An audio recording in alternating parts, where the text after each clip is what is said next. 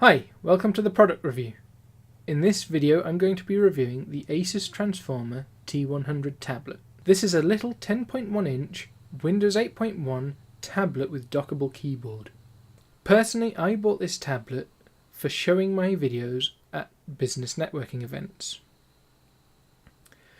Previously I was using my Galaxy Note phone, which is great when you're doing a one-to-one showing.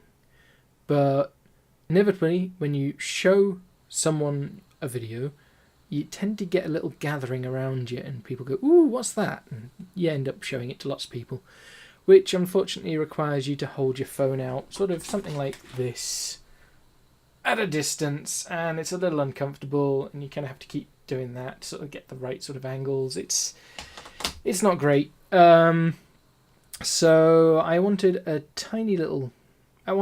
tablet with a fairly big screen that was fairly lightweight so I could hold it at a distance if I needed to, that was still powerful and didn't cost a huge amount.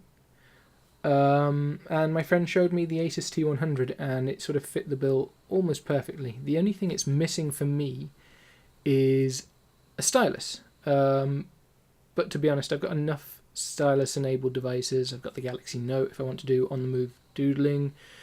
I've got all my sketchbooks. I've got 2 different Wacom tablets, and you know that's more than enough for me. My main thing was I really didn't want to get an Android tablet if I could avoid it. The more I use Android, the more it's just so buggy, it's slow, it just does silly things every now and then. When I'm on the move with my phone and I'm trying to do a quick search for something that might be cheaper online than in shop, quite often I'll do a search, and as I'm typing it'll just delete the search phrase I'm looking for, and it'll keep doing that, and that's just so unbearably annoying, and Windows just doesn't suffer with that sort of thing.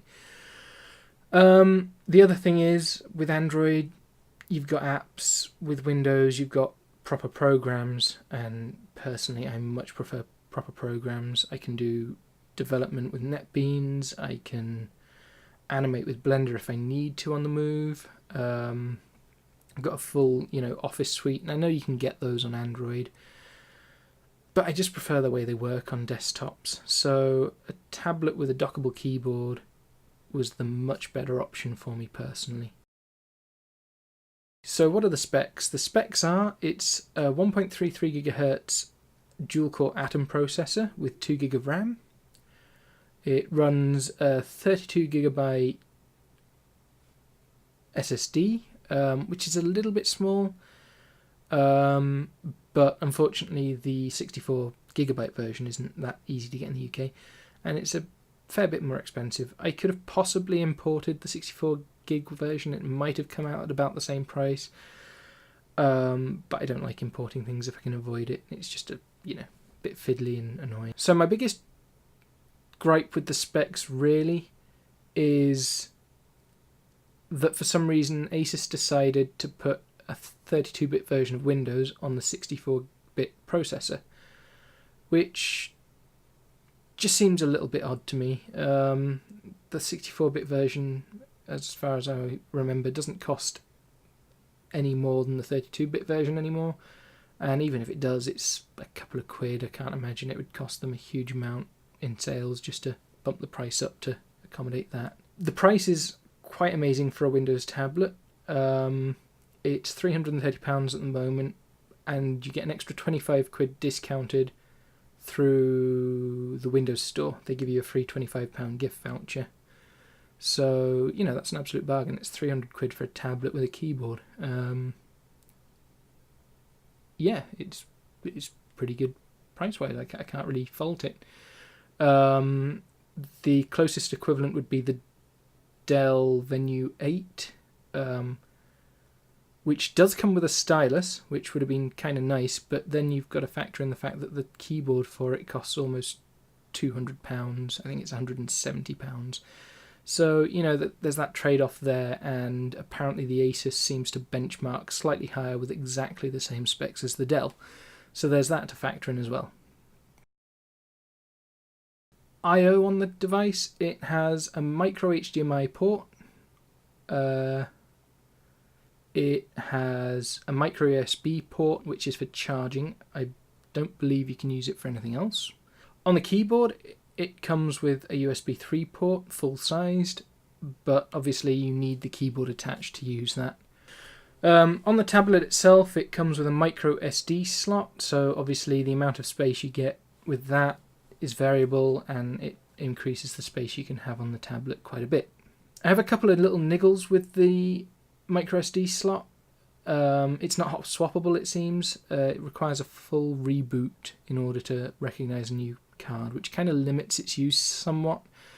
With only a 32 gig SSD in it, I kind of would have liked the slot to be hot swappable, so I could do things like, you know, keep all my business videos on one card for network meetings and then quickly hot swap it out when I get home and put all my actual development and that sort of stuff data on there.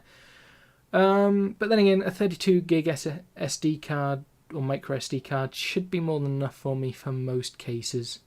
So it's not the biggest deal, it's just, you know, it would have been nice if it was hot swappable. Maybe it's supposed to be hot swappable, maybe I just got a bad slot or a bad tablet. It works if I reboot, so I can't really complain. The other issue with it is it's spring-loaded, and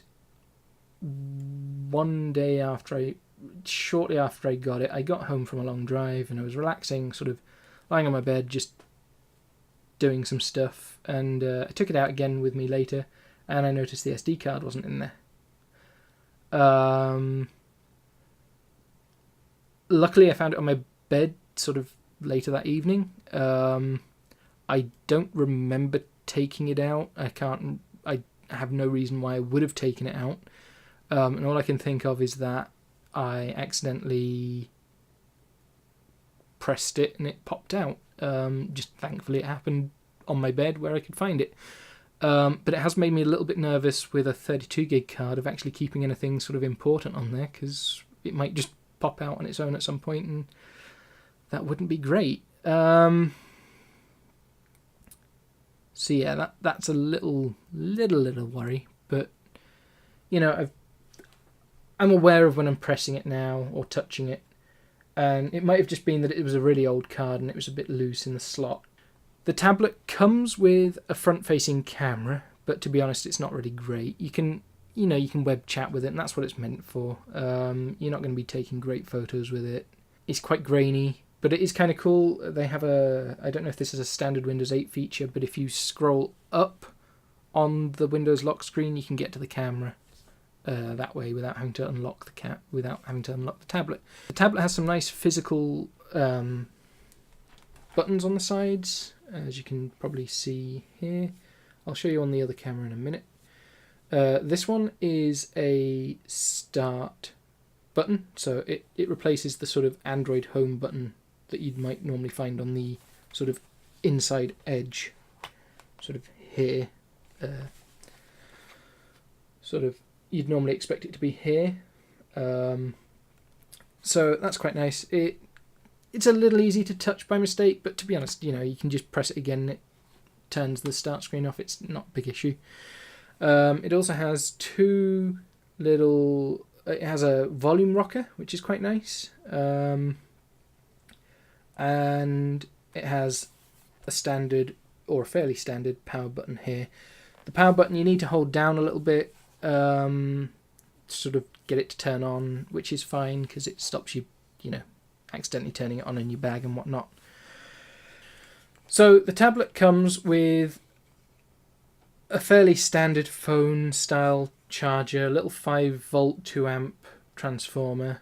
2 amps is a little higher than you'd normally expect for a phone, but it's about right for a tablet. The Raspberry Pi also has a lot of chargers that are designed for it that run at 2 amps rather than 1 amp. So theoretically, sourcing a Raspberry Pi charger should work if you lose this or want a spare. That having been said, the Asus supposedly has an 11-hour battery life, and that does take a little while to charge off this little charger. It takes sort of the full 8 hours, so it's best to sort of plug it in at night when you're going off to sleep, and it'll be charged by the time you wake up. The keyboard is a little small for me, but that's to be expected on a 10.1-inch screen. And to be honest, it's something I can get used to. It doesn't cause me too many problems. It's nice having the keyboard, even if I can detach it and don't necessarily need to use it. The on-screen keyboard is the standard Windows 8 on-screen keyboard, and that works fine. The touchscreen is great. It's fairly responsive. The only issue I have, and I know my friend seems to have, is that both of them seem to suffer with a slight problem on edge touch detection. You see there, you might be able to see there, it is actually saying that I've touched on the edge, but when you actually go to press buttons in the corners or tabs near the edge, it occasionally doesn't seem to recognise them as touches. It's not the biggest deal breaker in the world. It works, you know, you might have to touch one, two or three times before you actually get a recognised touch.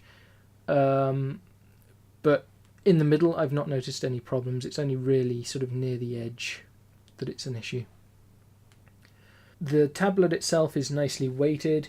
I can't complain, though to be honest, I'm never one to sort of shy away from carrying a little extra weight if it means I get some extra functionality. Touchpad is fairly standard on it. It's got that annoying thing where the touchpad or the buttons are now part of the touchpad. I don't really like that as a design feature, but I can see why they do it, and it works quite well on a tablet because the touchpad is quite small, as you can see. Having two physical buttons would mean that the actual scrolly or moving part of the tablet would be very small. I want to talk about my startup experience because it was a little bit weird, and it might just be my general luck with things. As I said in my opening video, I do have quite a lot of trouble with dead on arrivals and just weird glitches happening. So I set up the tablet. I got it home and I started setting it up, and my friend said, "Oh, let's play some GTA," and I was like, "I'm setting up my tablet, but okay." So I started setting it up, and every time I died, I sort of did a little bit of stuff in it. I'd put a password on it, so occasionally it would time out while I was playing, and I'd have to put the password in and let me in. You might think, where am I going with this? I got it all set up exactly as I liked it, and then I decided to do the Windows update it was telling me to do. So I did that, and when it rebooted, I tried to log in, and it didn't work. It just refused to let me in. You might be tempted to say I forgot my password, but to be honest, I didn't, because I'd already put it in sort of 4 or 5 times throughout the setup process, maybe even more. It's the same password I use for my desktop, so I didn't forget it. Windows forgot my password, but it didn't forget that I had password, which was rather annoying because looking at solutions, they were all quite fiddly, and the simplest was to just reformat the PC and start again. So that's what I had to do. I ran the Windows reset function overnight, and next time I didn't set a password. I got it set up as I liked it again, did the Windows update, and then when I was sure it was going to work, I put the password back on, and it's worked fine ever since. I know it sounds odd. I was quite annoyed, to be honest, but it's just one of those weird little things. That sort of thing happens to me a lot. Just things you wouldn't expect to happen on a brand new product happen to me. I have to admit, it's been fine ever since that issue. I've not had any problems with things like that. I was a little bit upset. It seems to have, I don't know if it was the reformatting or whatnot. I'm pretty sure I had just over 16 gig, sort of tending towards 17 gig free when I first installed the tablet, or when I first booted it up. And it went down to about 12 gigabytes when I'd installed everything. After the refresh, it was down to about 15.3 gigabytes and went down to about 11 after I'd installed everything. Which doesn't sound like a huge difference in space. And yeah, to be honest, I could have maybe possibly misremembered how much space I had when I first got it. But, you know, on a 32 gig SSD, every little helps. And if you're going to suddenly lose a bit of space here and there, it's a little bit concerning. But to be honest, I've not had any problems with it since, and I haven't noticed any problems. I haven't encountered any problems with having that slightly less space yet, because I've still got 11 gig free, even with everything installed, and I'm going to be keeping all my data on the SD card anyway, so it's not really that big of an issue. So let's talk about performance and battery life. The rated battery life is supposed to be 11 hours. I don't know how accurate that is, because at the moment I'm not using the tablet a huge amount. I'm sort of using it maybe sort of 20 minutes here, 20 minutes there, on and off. Having said that, I've had 2 sessions with it where it's lasted about 4 or 5 days before I need to charge it, which is great. But I've also had 2 days in between those where... So I charged it and it lasted for 5 days. I charged it again, it lasted for a day, one, just on its own.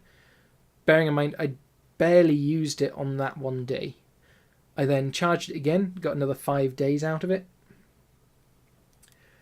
And then the next day again, I only got another day. And again, that was another day where I wasn't really using it all that much. Anything I can really think of is maybe on those days, while I'm not using it much, I'm doing something that requires Wi-Fi, and then when I stop using it, it loses the Wi-Fi connection but keeps trying to find it, and that's draining the battery. Because basically, on those 2 days, I unplugged it, maybe turned it on, did something for a couple of minutes, put it into sleep mode, came back half a day later and it was already on 50%.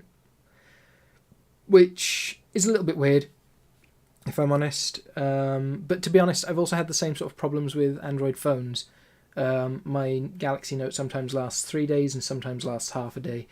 There doesn't seem to be any real correlation in, with usage as to why that is. To be honest, it's not been too much of an issue for me so far. Even on the days where it's not lasted very long, I've still got more than my needed use out of it. So it's been fine so far. And I'm hoping that as I get more and more used to the tablet, I can work out how and when that's going to happen and sort of adjust around that. It's surprisingly fast as a tablet, considering it's only a dual-core 1.3 gigahertz. I have noticed a couple of times that Windows Explorer will sort of stall for a couple of seconds, especially when you're trying to do a context menu for the SD card. It's probably more a case of the SD card being asleep or something than the actual tablet itself. It was noticeable, but to be honest, it wasn't a big issue.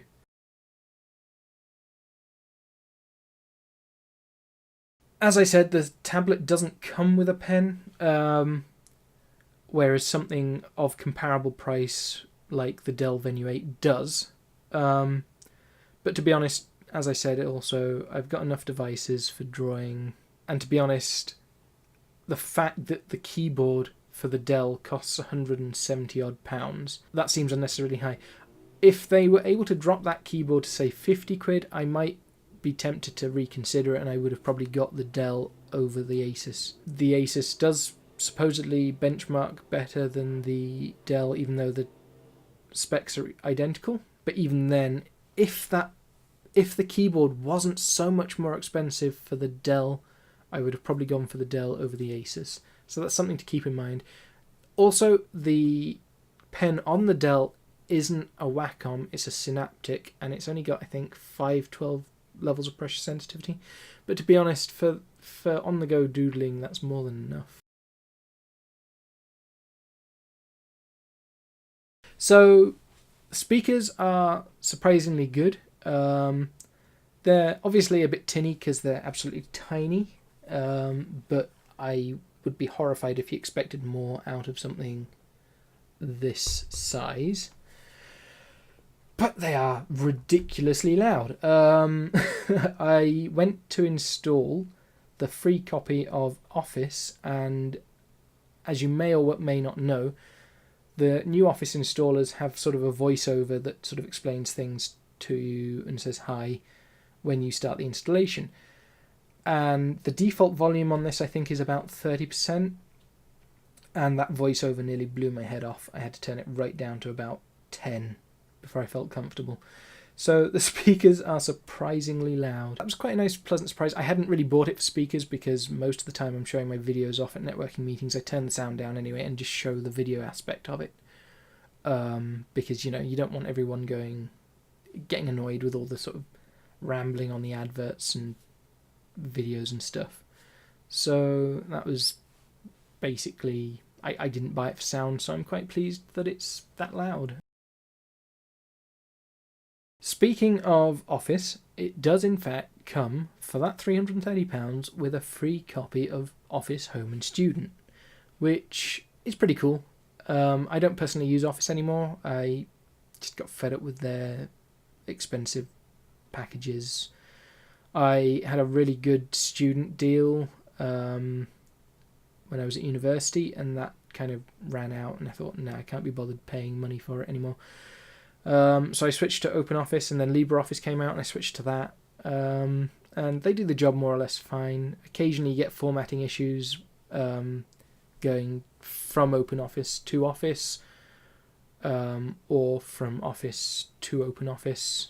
Did I say that the right way around both times? Anyway, so it's nice having a free copy of Office on the tablet just for compatibility issues, but I probably won't use it. But, you know, if Office is your Office package or of choice, it's probably quite a good little extra you get. The £25 on the Microsoft Store is a little bit weird because it's nice to have that extra 25 quid, and it does mean you've basically got 25 quid off the tablet. But it is the Microsoft Store, so there's not really anything of worth getting at the moment from it. And the voucher does have a limited lifespan. I think it runs out in mid to late February. So if you were going to buy one, you'd want to buy one now. But at the same time, there's not a lot you can do with that £25 voucher. It's nice that you've got it, I guess. Asus has gone out of its way to try and customize the experience somewhat. The touchpad is multi-touch, and it actually comes with some Asus specific shortcuts,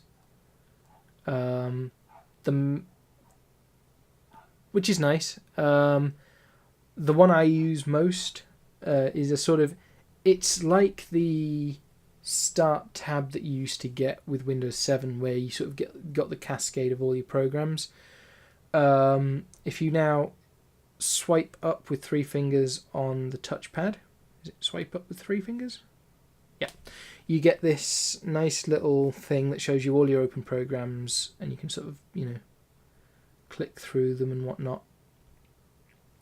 And that's a nice little feature.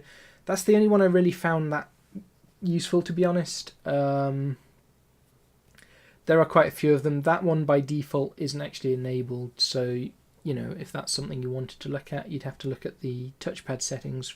When docked with the keyboard, the tablet can feel a little back heavy, but to be honest, this is fairly normal for this style and design of tablet. You can always, you know, go at tablet only if you want.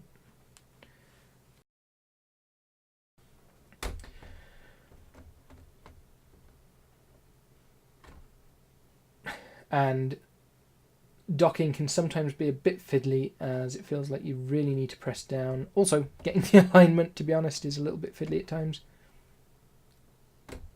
There we go. So it feels like you sometimes have to press really firmly to get the 2 latches to lock. And and that can feel a little bit flimsy at times, but overall it's quite good and it feels solid. And I've not really had any problems with it. I've had a couple of times where I haven't quite put it in properly and it's sort of just slightly disconnected. But seriously, it's just a case of pushing down sort of evenly, like so, with the fingers sort of across the top of the screen, like so. And it will eventually just sort of pop back into place. The connector for the tablet goes fairly deep. I don't know if you can see that, but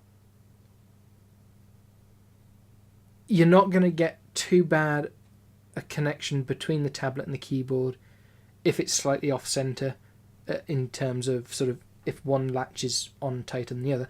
The big issue is you potentially have the issue of the keyboard suddenly becoming disconnected and or falling off.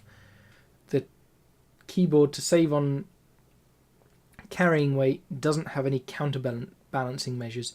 So if you've got it on your lap, it's sometimes just sort of, if you're not paying attention, it'll sometimes just sort of flop back slightly. But they seem to have done a nice job of making sure that at least it's balanced on the bottom edge corner. So even though it'll tip back, it won't really fall past that sort of point. Which, you know, it's easy enough to recover, and then you just put it back on your lap like that. The other thing is, as I said, I bought it for sort of on-the-go stuff, so I've got into the habit of sort of taking it with me when we go on car trips, even if it's just a town. You know, it's an extra 15-20 minutes I can work on something. As a passenger, obviously. Be a bit silly if I was using it in the driving seat. And in docked mode, it does feel a little bit wobbly at times. Because it's so back heavy, it does feel like it's bending slightly in the dock, which does worry me slightly. It's not the biggest issue in the world though, because you can just hold it with your fingers while you're typing with the other hand, and that sort of, you know, that works. The other option is you can just not use it in keyboard mode. Just use the on-screen keyboard. It's good enough. If you feel like you need to touch type, you can use that method. This is the one I prefer because I find it easier to use my thumbs that way. With the other one, I kind of feel like I'm reaching too much. So yeah, it's pretty good for travelling. Like I said, you have to be a little bit careful, especially because I'm quite tall, so there's quite a long way between my knees and my head, so I have to tilt it all the way back that it can go in order to see it properly in the car.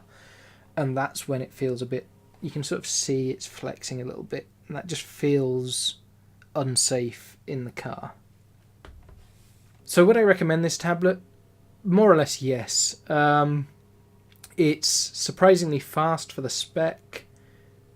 It's nicely priced. It runs full Windows, which is great for me. You know, I can use almost anything that I need on it. It's powerful enough that so far everything I've thrown at it runs, even if it's a little bit slow. You know, if you're getting it for gaming, you might have a little bit of trouble.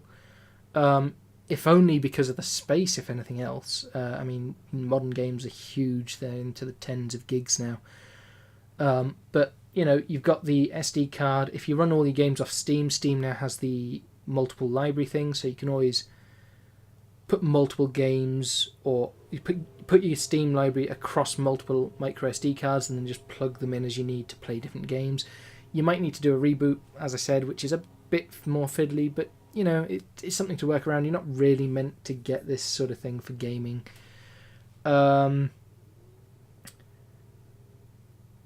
One thing I really want to try with it is Civ 5, because Civ 5 famously has the new touch interface. But again, that's quite a large one, so I was waiting for the new SD card that I got to come, and I just haven't had a chance to install that yet. If you're looking for a pen with the price point and with Windows, you might be better off with the Dell, but for me, I found that if I need a pen, there are other solutions that I already have personally. And to be honest, Windows beats Android every time. Even if it's a little bit more expensive to get Windows on it, I'd rather pay the £330 I paid for this. The closest equivalent would be with a pen, the Note 10.1, and that's about £350.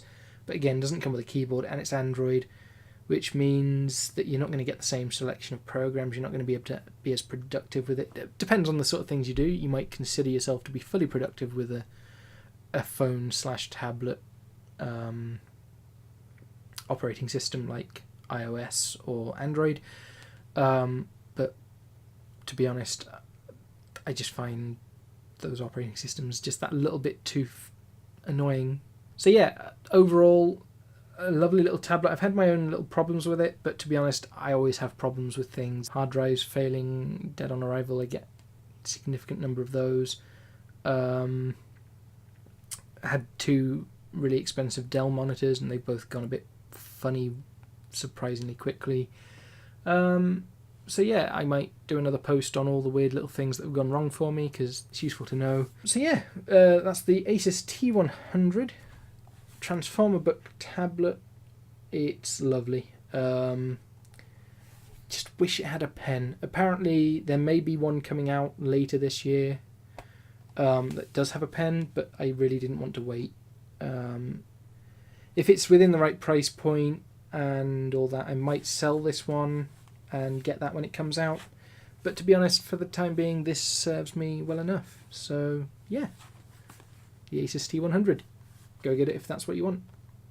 Thanks for watching this Drentsoft product review video. I hope you found it informative and it wasn't too waffly. I'll see you next time.